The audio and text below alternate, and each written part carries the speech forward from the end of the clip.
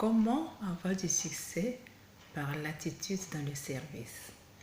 Bonjour à tous, je suis Viviane Ewi et j'aimerais partager avec vous l'expérience de l'attitude dans le service qui conduit au succès.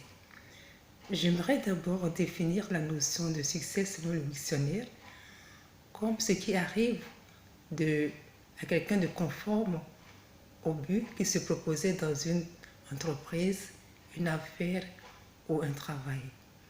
Il faut dire que lorsque vous vous mettez au service des autres, cela permet de prendre conscience de votre potentiel par l'appréciation qui est portée sur votre travail, parce qu'on n'a pas toujours conscience nous-mêmes de ce que nous valons.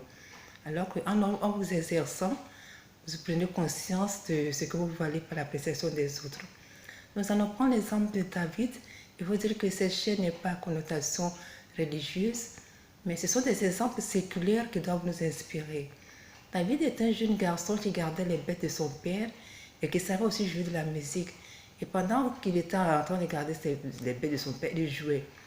Ainsi, lorsque le roi Saül, était saisi par le mauvais esprit, il était question de trouver quelqu'un qui devait le calmer en jouant de la harpe.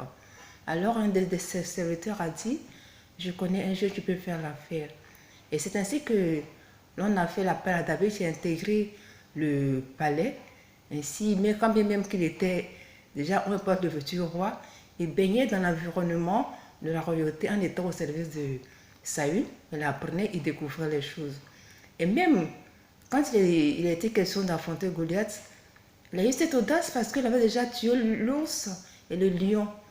Et avec sa fronde, il avait déjà tué un petit oiseau. Alors il s'est dit: mais si avec une fronde, j'ai pu tuer un petit oiseau, c'est pas ce temps de ce gabarit-là que je vais pouvoir rater.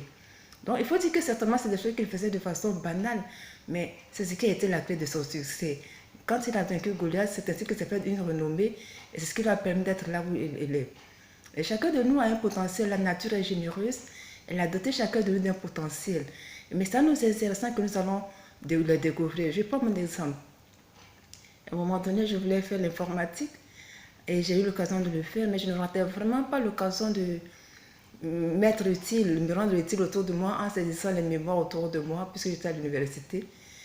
Et entre-temps, il y a une conférence aussi qui se préparait sur le campus et j'allais au secrétariat pour aider les gens à traiter les communications.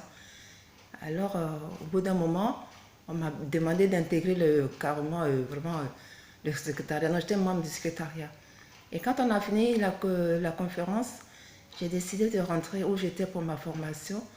Alors l'un des professeurs m'a demandé de rester pour travailler avec lui, pour être son assistante. Alors j'ai dit: je ne suis pas diplômée. Il m'a dit: le diplôme n'est qu'un bout de papier. Nous, c'est la compétence que nous recherchons. C'est-à-dire qu'en m'exerçant à leur côté, il a vu le potentiel que j'avais. Donc voilà, chacun doit faire quelque chose, ne restez pas inactif. La persévérance paye toujours. Et après, je côtoie d'autres personnes qui m'ont donné d'autres opportunités jusqu'à ce que je n'arrive ici aujourd'hui. Levez-vous, prenez votre destin en main. Même si les études n'ont pas marché, ce n'est pas fini, c'est encore jouable. Vous pouvez relever la tête.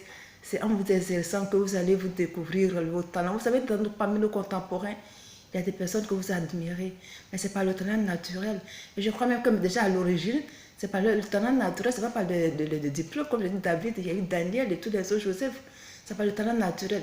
Vous admirez ces personnes, mais c'est pas le talent naturel. Même si on a vu vous également les talents. C'est à vous de vraiment vous lever et travailler vos points forts. C'est mon vœu le plus ardent que chacun de vous découvre ses points forts pour les travailler. Si je suis arrivée, vous aussi vous pouvez. C'est mon vœu le plus cher. Et prochainement, on se retrouve et vous direz comment tout cela a été possible. Pardon. Je vous souhaite une bonne journée.